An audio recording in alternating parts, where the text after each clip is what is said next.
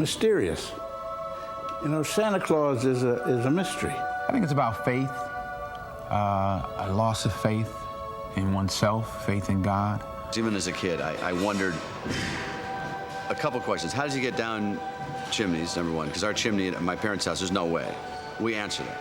We see actually how Santa has been doing this all these years. It's very frightening.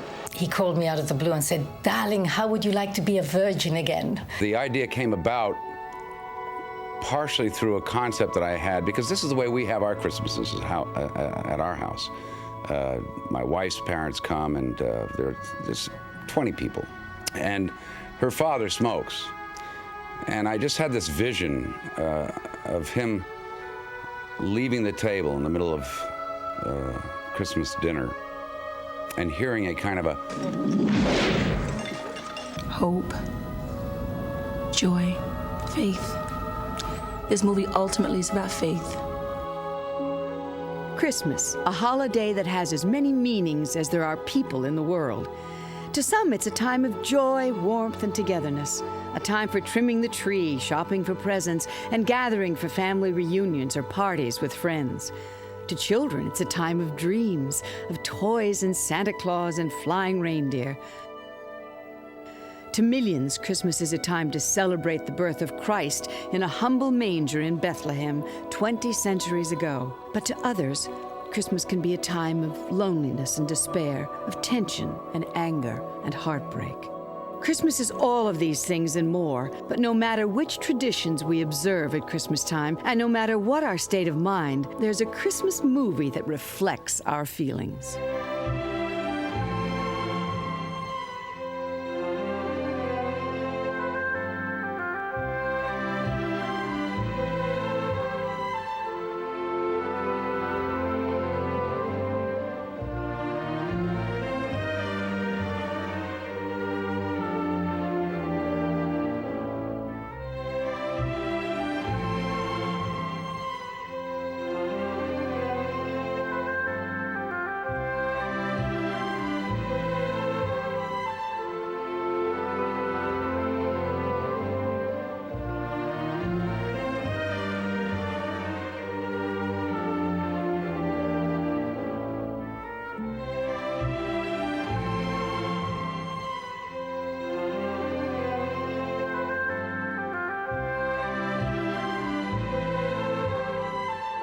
All the genres deal with Christmas. Combat films, horror films, musicals, comedies, dramas, westerns, gangsters.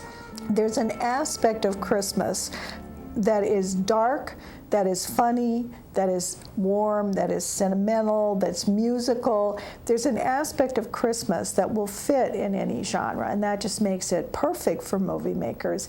And of course, it is a visual holiday with a tree and lights and snow and stars and wonderful music. It is a very cinematic holiday. The next scene will be the Lord Jesus' birthday.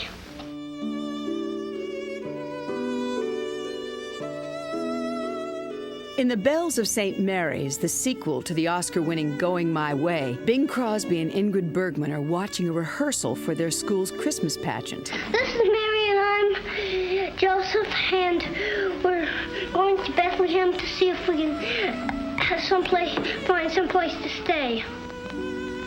And that's all you have to know, really. In order to get this natural delivery, director Leo McCarey just told the kids what the scene was about and let them come up with their own action and dialogue. Well, here we all are in the stables, and we're very happy here in Bethlehem. And there's our star. She's our angel. There are the shepherds. And here are the wise men there, and there. And all here, and the neighbors are coming in bringing their presents because it's his birthday.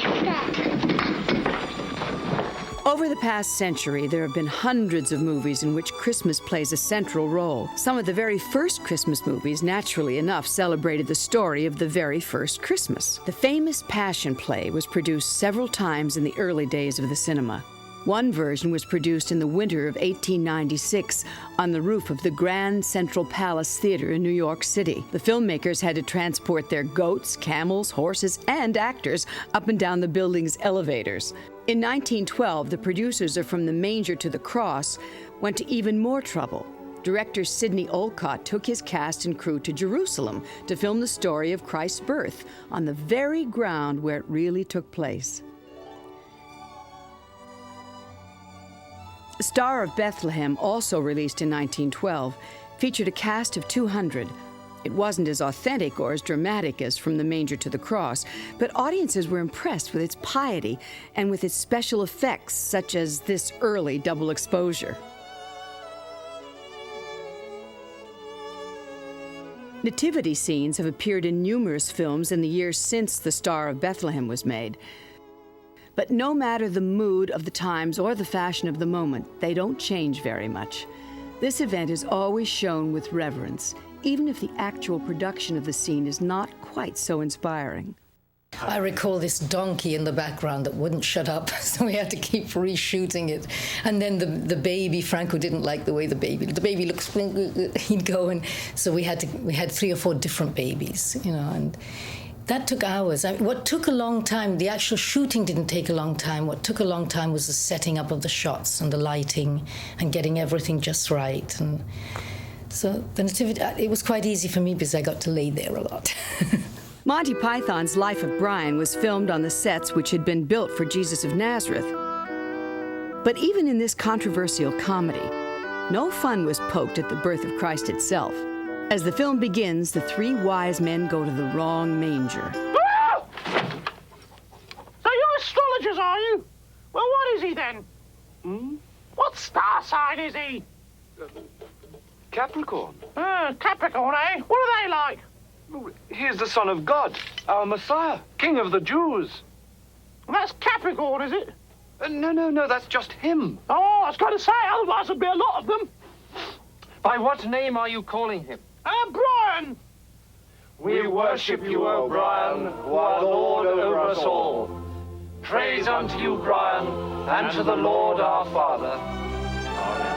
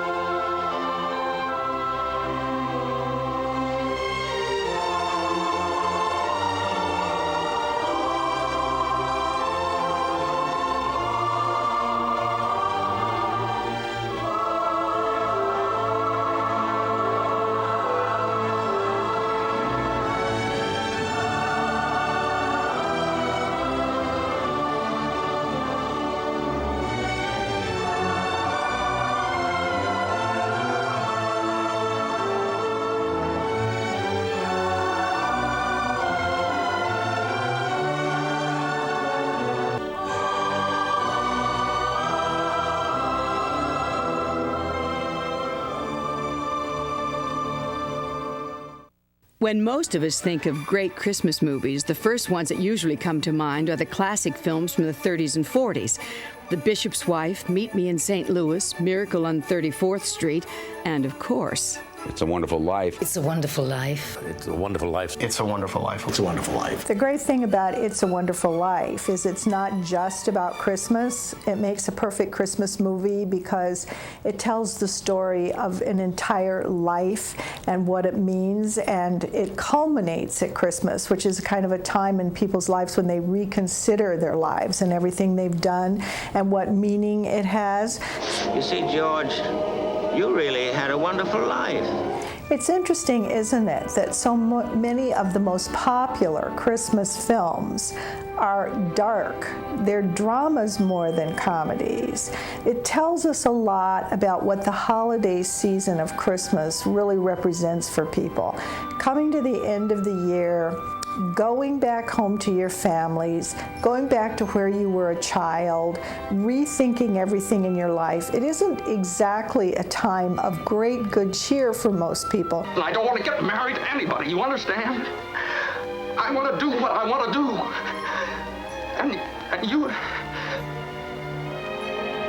And setting Christmas inside a drama points that up. I mean, it's a great setting for drama if you have a point like that to make, to have the contrast with a season that's supposed to be all, you know, sunshine and light and really isn't.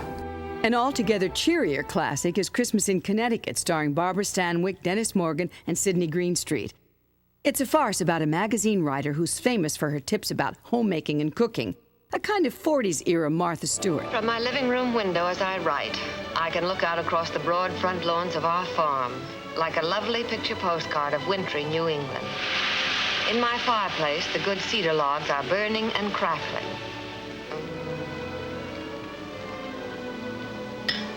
We just stopped to go into my gleaming kitchen to test the crumbly brown goodness of the toasted veal cutlets a la Connecticut in my oven. The trouble is, she isn't exactly what her public thinks she is. So when she's ordered to give an old-fashioned Christmas to a returning war hero, the trouble begins. Who said there isn't any Santa Claus? Look what I found in my stocking. Heaven help a sailor on a Christmas like this. This is the jolliest, merriest Christmas I ever spent. Nah. It is so romantic. It gives me pimples all over the goose. But even though Christmas in Connecticut is a comedy, it's filled with all the warmth of a traditional Christmas, especially in moments like this. Stars go by, yet in thy dark street shineth the everlasting light. The hopes and fears of all the years are met in thee tonight.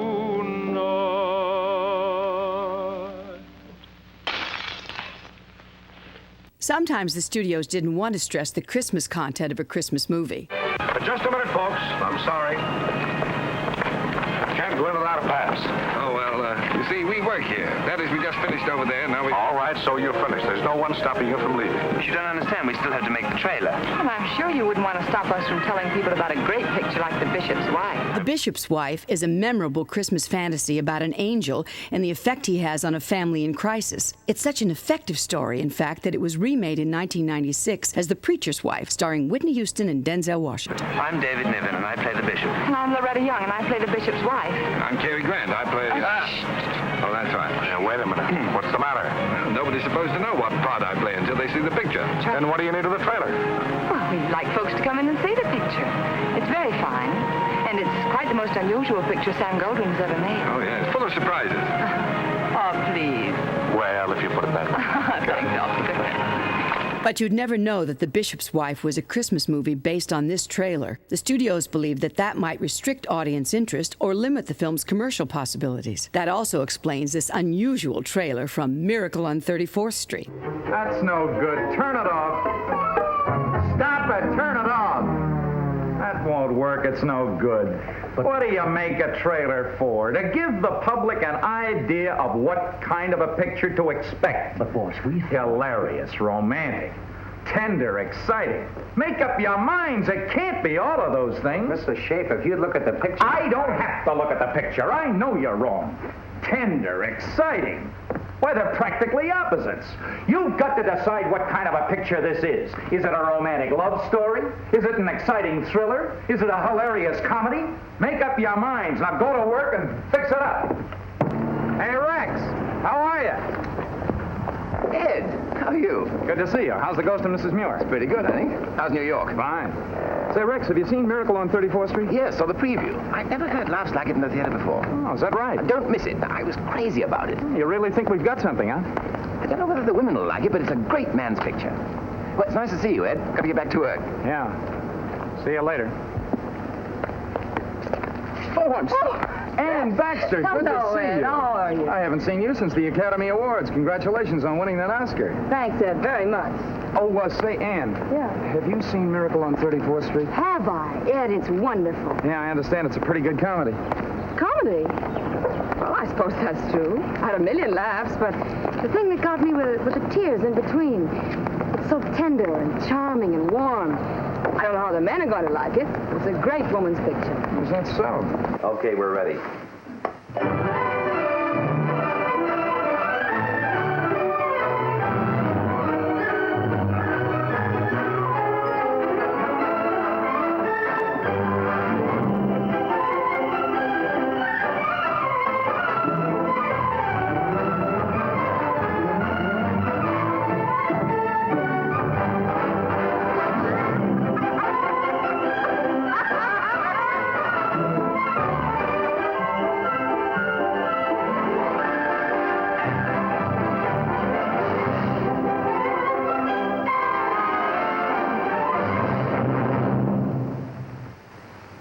That is the greatest picture I have ever made. Miracle on 34th Street is one of the most beloved of Christmas movies. A joyful and moving story about goodness and faith and our human need for fantasy. It was beautifully directed by George Seaton and perfectly cast with Maureen O'Hara, John Payne, Natalie Wood, and Edmund Gwenn as Kris Kringle, a department store Santa who claims to be the real thing. And who just might be. I'm Santa Claus. Oh, you don't believe that, do you? Mm-mm. You see, my mother's Mrs. Walker, the lady who hired you. Oh. But I must say you're the best looking one I've ever seen. Really? Your beard doesn't have one of those things that goes over your ears. Well, that's because it's real. Just like I'm really Santa Claus. Oh, go ahead, pull it. Miracle on 34th Street was remade in 1994, this time with Elizabeth Perkins, Dylan McDermott, Mara Wilson, and Richard Attenborough as Kris Kringle. Santa Claus, he does some pretty amazing things. Brian, you know what? I know. Know what? A secret. What secret? He's not real. You're a very good Santa Claus. Thank you. Your beard's stuck on real tight. Usually the store Santa Claus whiskers are too loose. Right. Yours look realistic. That's because they are real. You give them a tug. Ooh! Are you convinced? I love Christmas. And as a child, of course, doing Meet Me in St. Louis, I had two of my favorite holidays because one of my favorites was Halloween, and I had a big Halloween scene in Meet Me in St. Louis, and then I had Christmas too. So that's one of the reasons I love doing that movie. Meet Me in St. Louis is also a Christmas favorite, although strictly speaking, it isn't really a Christmas movie. This landmark musical, directed by Vincent Minnelli and starring Judy Garland and Margaret O'Brien, takes us through an entire year with a turn-of-the-century family. I love doing Meet Me in St. Louis. What an extraordinary film that was. We rehearsed the ballroom scene for 2 months. I enjoyed the film. Of course, the costumes were so beautiful. I was very amused to find out recently that the petticoat that I wore in it, in the ball gown, under the ball gown, is at Fredericks of Hollywood on display.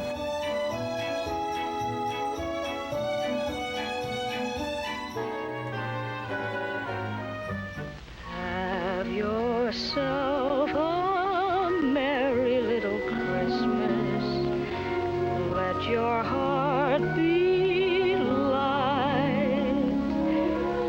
Next year all our troubles will be out of sight.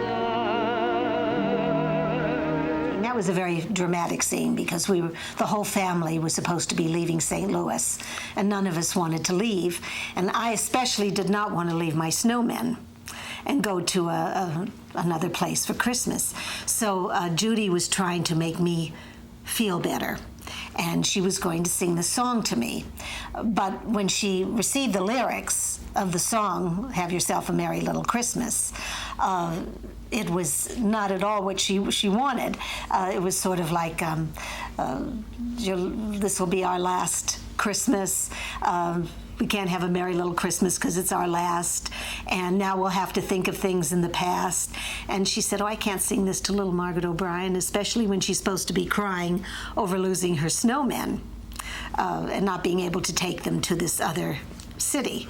So she had the people rewrite the song, and of course they were very grateful to her later because that's what made it such a great hit. Another great Christmas hit, in fact the biggest selling Christmas song of all time, was Irving Berlin's White Christmas. It was introduced by Bing Crosby in the 1942 film Holiday Inn and quickly became Crosby's signature. I'm dreaming of a white Christmas. He sang it again in Blue Skies in 1946. Then, in 1954, Paramount decided to build an entire movie around the song and other Irving Berlin hits. And you'll fall asleep, counting your blessings. The best thing happen while you're dancing. Things that you would not do at home come naturally on the floor. White Christmas made history as the first film shot in the new widescreen format, VistaVision. But it's remained a classic over the past 45 years because of those wonderful songs and the great performances by Bing Crosby, Danny Kaye, Rosemary Clooney, Vera Ellen, and a young disc jockey named Johnny Grant. I played Eddie Harrison, and that was an Ed Sullivan type. Why don't you go all out? Put the whole show on TV. I'll come up there myself. Bring the camera, the crew, the works. Thanks, Ed, but that's not the idea.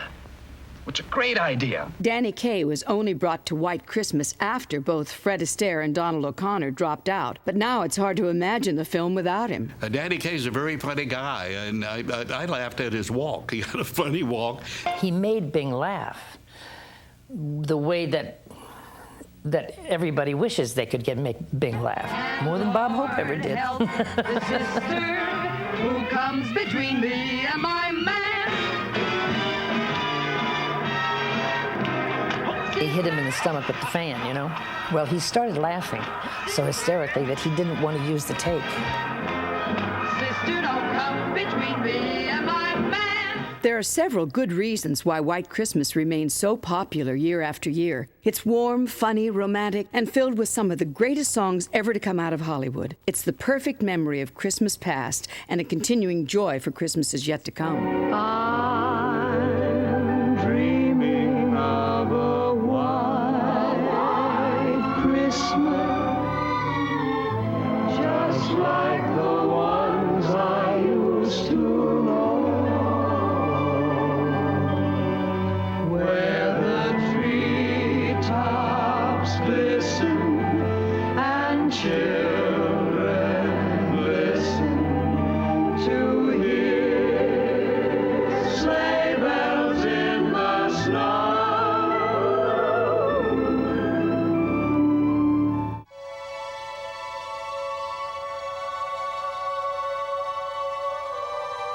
In the popular imagination, angels are magnificent, magical creatures adorned in flowing robes and large, snowy white wings. But in Christmas movies, angels are always a bit more down to earth. Look, who are you? I told you, George, I'm your guardian angel. Yeah, I know. You told me that.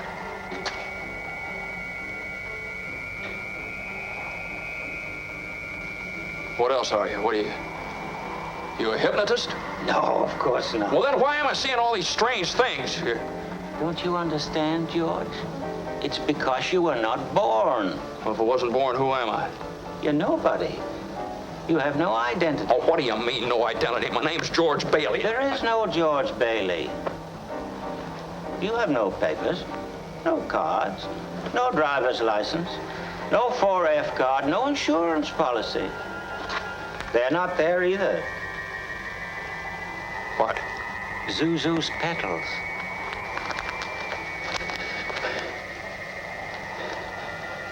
You've been given a great gift, George. A chance to see what the world would be like without you. These unpretentious angels come to Earth to help people in need, people who don't necessarily believe in them, and some who do. Can you keep a secret? Yeah. Well, I'm an angel. Christmas angel. Oh, no, you're not, 'cause my dad told me you can't see angels. They're invisible. Well, they're invisible sometimes, but sometimes they have to show up. How do you prepare to be an angel? Live right. That's the way I figure. You know, that's about all you can do. I mean, I didn't have anybody I could call. There was no body to interview. Who are you? Really? All right, but it might be best if you don't tell anybody else. No. My name's Dudley, as you remember, when I saw you at the youth center, and I'm an angel. I beg your pardon? An angel, you know, like in the Bible? Of course you are. The angel Dudley? Ding! That must have been that part of the Bible that got lost. See, I knew you wouldn't understand this. I know you don't believe me. It's hard even for you, but angels cannot lie, Henry. We're not allowed to. It's in the angel handbook. I'll show it to you. No, that's no, okay. No, I'm gonna show you. That's okay. I'm gonna show you. Okay. But angels aren't the only magical beings who populate the world of Christmas. Mysterious. You know, Santa Claus is a mystery. And I remember when I was 5 or 6, it was just a mystery to me. And my father and mother used to play that up. We were driving and we saw him. Oh, really? Yeah, you better go to bed quick because he'll be here. Okay, all right. And then on Christmas morning, it was heaven, you know, knowing he had been there and eating the cookies. And in my family, I've got 3 children. The tradition is really to try to get them to bed and do the Santa thing. And I don't know who's watching this. I don't want to give any secrets away to children, but you know, it's a very busy evening. And in the morning, the kids are up real early, 3, 4, 5, whenever that sun's up or whenever they wake up, and they want to see if Santa came. And I make a major effort to make it look good. Lots of footprints, cookies eaten, milk done, things spilled, all of that stuff that makes it magic for children. Santa Claus, in one form or another, has been around for hundreds of years, but it wasn't until Clement Moore's 1823 poem, The Night Before Christmas, that he took on all the characteristics that we recognize today. Chubby and jolly with a red suit and long white beard, and a flying sleigh drawn by 8 reindeer. Dasher, Dancer, Prancer, Vixen, Comet, Cupid, Donner, Blitzen. 9 if you count Rudolph, who didn't join the crew until 1939. This is the Santa Claus that the movies first gave life to over 100 years ago. Over that century, Santa has visited many movies, some classic, some less so. Santa Claus the movie was not only the most elaborate treatment of the legend of St. Nicholas ever put on film, it was one of the most expensive movies ever made.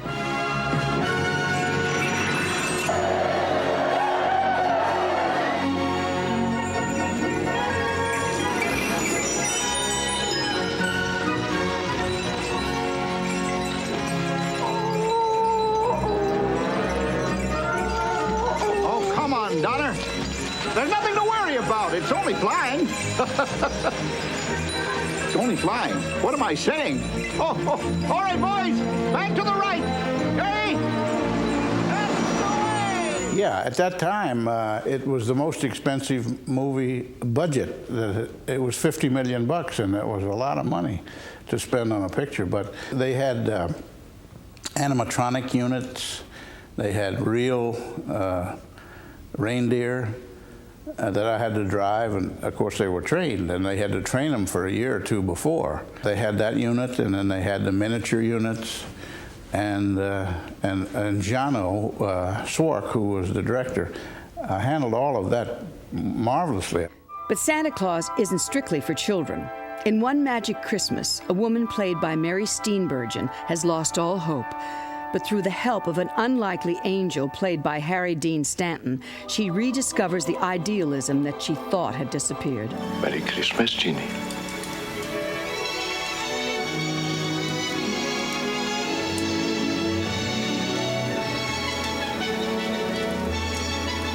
Merry Christmas. In The Santa Claus, Tim Allen plays a troubled father who discovers he has a very unusual destiny. Hey, you! What's that? That he is the real Santa Claus.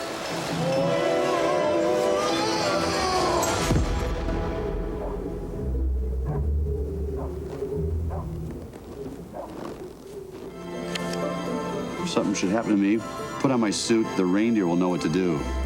Yeah, right. This is the movie the North Pole does not want you to see. They have tried and they've failed to keep this information from the public. We have a right to know, don't we? But I want you to go back to sleep, okay?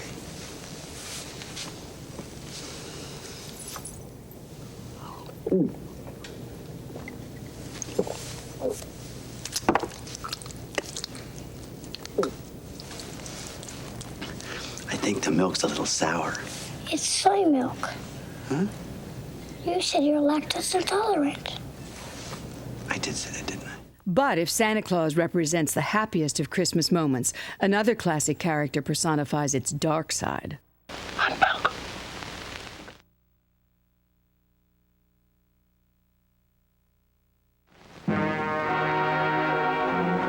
For many years, Lionel Barrymore had played Ebenezer Scrooge in annual radio productions of A Christmas Carol. Illness prevented him from playing the role on screen, so he made this short film to introduce his successor. Hello, ladies and gentlemen. Well, I've been assigned one of the most pleasant tasks I've ever known. I'm going to introduce to you a character I've loved for many years. Strangely enough, when you first meet him, you're going to loathe the very sight of him. He's mean and grasping. He's hard-hearted and tight-fisted. As miserable an old windbag as ever faked a sneeze when the collection plate goes by. He'll probably remind many of you of your landlord. But you, as I did, and millions before us, are going to grow to love him. Hesitantly, at first, I'll admit, but finally he'll overwhelm your heart and be off with it. His name is Scrooge, the famous Dickens character, Ebenezer Scrooge of A Christmas Carol. Old Scrooge is played on the screen by Reginald Owen. And Reginald is old Scrooge, just exactly as Dickens conceived him, and as you and your children know him and love him. Interestingly enough, I had all my life, every Christmas, participated in a Christmas dinner presentation of Christmas Carol at our home. We would perform it for the guests afterwards in sort of a concert style. And it was, and our dinner guests would participate, and the guests were people like Leo Carroll, who of course played Marley's ghost in it, and so that many of the people who were in the movie, just coincidentally, also had been our dinner guests. So I was very, very involved with The Christmas Carol. The original title of Charles Dickens' story about miserly Ebenezer Scrooge was A Christmas Carol in Prose, being a ghost story of Christmas. And the ghosts that Dickens created in that tale of redemption and regret have continued to pleasantly haunt our ideas of Christmas for over a century and a half. Almost as soon as the movies existed, filmmakers turned to Dickens, and Ebenezer Scrooge had already made his cinematic debut by 1901. This version by the Edison Company followed in 1910. It stars Charles Ogle as Scrooge, and this wasn't the only monster that Ogle portrayed that year. He also starred as the creature in the very first film adaptation of Frankenstein. For such a brief film, this early version of A Christmas Carol was remarkably faithful to the details of the Dickens original. But here, the spirit of Christmas takes the place of both the ghost of Christmas past and the ghost of Christmas present. And Scrooge never actually leaves his home, experiencing everything as a series of visions in his own sitting room. In 1935, Seymour Hicks brought his acclaimed stage performance as Scrooge to the screen for at least the second time. This British production stressed the story's elements of horror. Oddly, the filmmakers chose to keep both Marley's ghost and the ghost of Christmas past invisible, and the ghost of Christmas future is only a shadow. Better, more faithful versions of A Christmas Carol would follow. Each would trace Ebenezer's sad and terrifying journey towards redemption with minor but interesting variations. God and sinners reconcile. infernal, horrible caterwauling. Well, what do you want? Neither to borrow money or beg a mortgage, Uncle. Merry Christmas, Uncle. What's Christmas but a time for finding yourself a year older, another day richer? There's nothing merry in that. Humbug! If I had my way, sir, every fool who goes about saying Merry Christmas should be boiled with his own pudding. And buried with a stake of holly through his heart.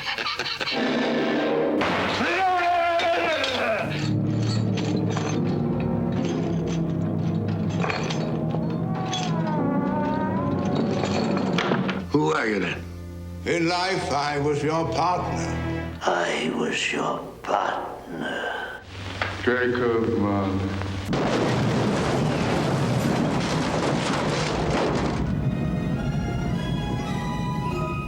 Woo-wee! That was a good one. It's all humbug, I tell you. If you don't change your ways, you're going to wind up doomed, just as I am. I am the ghost of Christmas past. Long past? No, your past. Take heed, rise, and walk with me. Where are we going?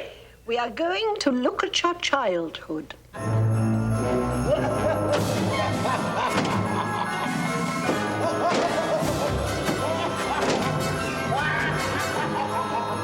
Hey, you don't mind if I smoke, do you? Smoke, just drive. I am the ghost of Christmas present. You have never seen the like of me before. Come, touch my robe. Close your eyes. Tell me, Spirit, will he live? If these shadows remain unaltered by the future, the child will die. No, say he will be spared.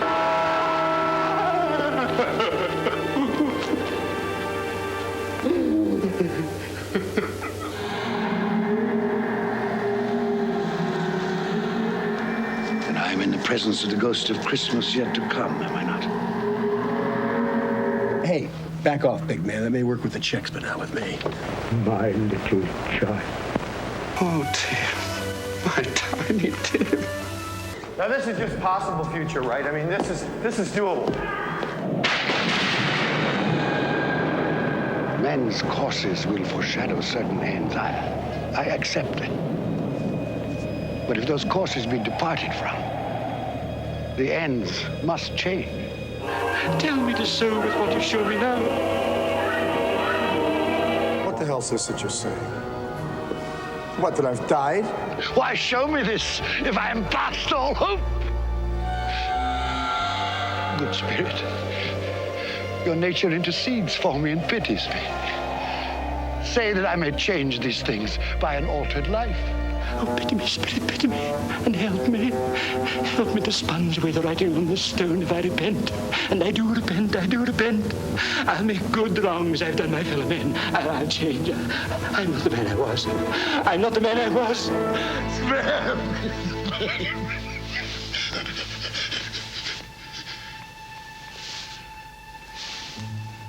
That bright Christmas morning that finds Ebenezer Scrooge a changed and better man is a moment of sheer bliss in every version of A Christmas Carol. What a beautiful morning. I just can't help it. But perhaps the reason that Alastair Sim is universally regarded as the greatest Scrooge, the once and future Scrooge, is that his happiness is tempered by regret for all life's opportunities lost. The folk tune Barbara Allen has been identified with his lost sister Fan, and when the music comes up again at the end of the film, it's a reminder to Scrooge of how many years he's wasted without family, without hope, without love. She said when last she came, young man, I think. Oh.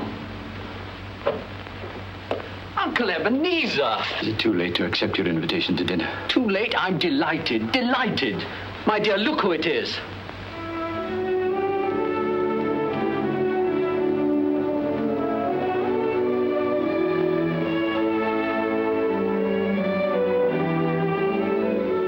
Can you forgive a pig-headed old fool for having no eyes to see with, no ears to hear with, all these years.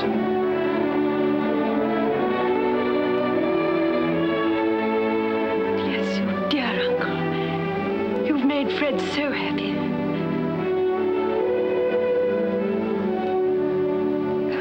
Bless you. The real lesson of A Christmas Carol is that each of us can make the same journey from bitterness, selfishness, greed, and loneliness to generosity, joy, thanksgiving, and love. Although the details differ slightly from movie to movie, it is this basic and eternal truth that keeps A Christmas Carol and its memorable people and ghosts always vital, ready to live and live forever.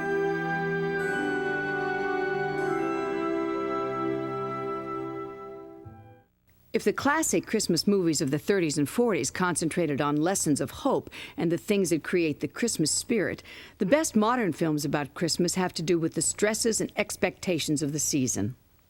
In Jingle All the Way, two fathers, played by Arnold Schwarzenegger and Sinbad, go to desperate measures to find the latest hot toy for their kids. Get out of my way! Get out of my way!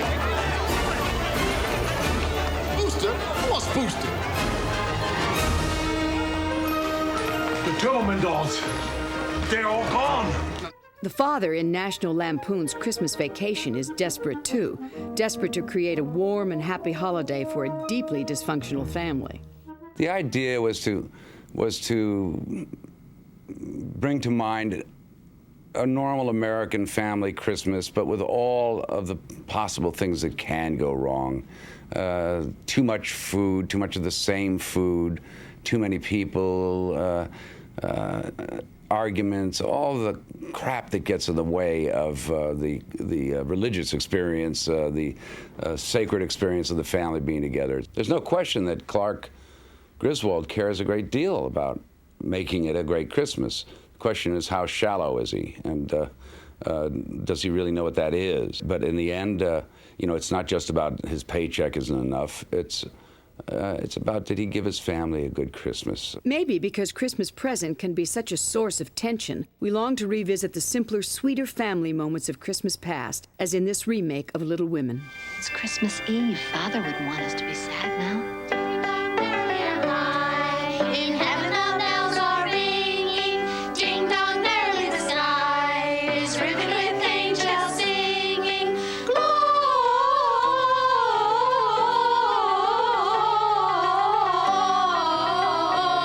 Hosanna in excelsis. That sense of family is also at the heart of what has become the best-loved modern classic among Christmas movies, A Christmas Story, written by Gene Shepard, directed by Bob Clark, and starring Melinda Dillon, Darren McGavin, and Peter Billingsley. It's about a boy's fondest Christmas wish. Ralphie, what would you like for Christmas? Horrified, I heard myself blurt it out. I want an official Red Ryder Carbine Action 200 Range Ball air rifle. Ooh. No. Shoot your eye out. I think what makes the film great is that the character is a universal boy. And whether it's a gun or whether it's a train set, everybody can identify with that one thing that, as a boy, we've longed for so much. And I think all of the obstacles that he perceived and that he faced along the way, we can all identify with as young boys or even as girls. Peter Billingsley may have been the very first child I saw. He was fairly well known coming off that TV series at the time. And naturally thought, well, I've got to go and see thousands, and I did. We went to every city, but he never got out of my mind totally, and I finally brought him back, and I said, what am I doing, Yeah, he's obvious. Yeah, it's right on the nose, because he's it. And he's as imaginative and inventive and fresh a little guy as I've ever seen.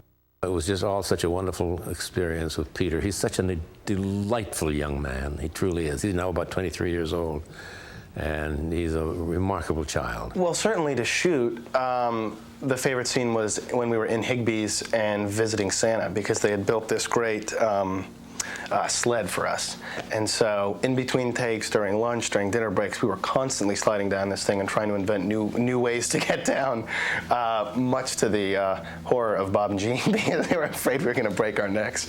How about a nice football? Football? What's a football? Without conscious will, my voice squeaked out, football. Okay, get him out of here. A football? Oh, no. What was I doing? Wake up, stupid. Wake up. No.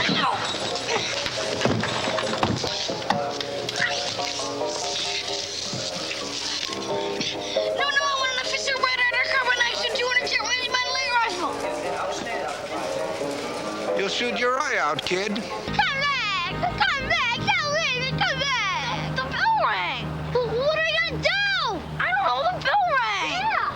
When those kids were out walking along the street in that snow and all that, and the kid was freezing in his little suit, that little snow suit, it was so cold. They really, really weren't acting anymore. They were crying and yelling. And it just fitted when the kid went out and put his tongue on that pole. Come back! Come back! Come back! And when he started to cry, he was crying. That kid was truly crying. Gene had seemed to create something which he's done so many times, which is a character and really a family unit that had problems and concerns and loves that are similar to the family units that we all want to be or that we can relate to. And it was a very easy fit into that mold. So I don't think it was only my character, it was the brother, it was the parents, it was the neighbors, it was really the whole world that he created was a very easy world to step into. It strikes a chord in all of America. I think everybody has a familial relationship with an old man and with their mother who's always trying to fix things up and make things work. And the old man doesn't give a damn, you know, he's crying. And I think that strikes a chord of congeniality, really, with American people. The families in these films are by turns contentious, loving, hilarious, tragic. They show us the best and sometimes the worst in human nature. But together they offer us a rainbow of visions of Christmas, from nostalgic dreams of the past to the urgent frustrations of the present to bright hopes for the future. Christmas does indeed mean something different to everyone, but one meaning we can all embrace is its promise of peace, tolerance, generosity, and joy. It is this promise that is truly at the heart of every great Christmas movie. Have a Merry Christmas. Merry Christmas. Merry Christmas. Merry Christmas. A Merry, Merry Christmas. Merry Christmas. Merry Christmas. Merry Christmas. Merry Christmas. Merry Christmas. God bless us, everyone.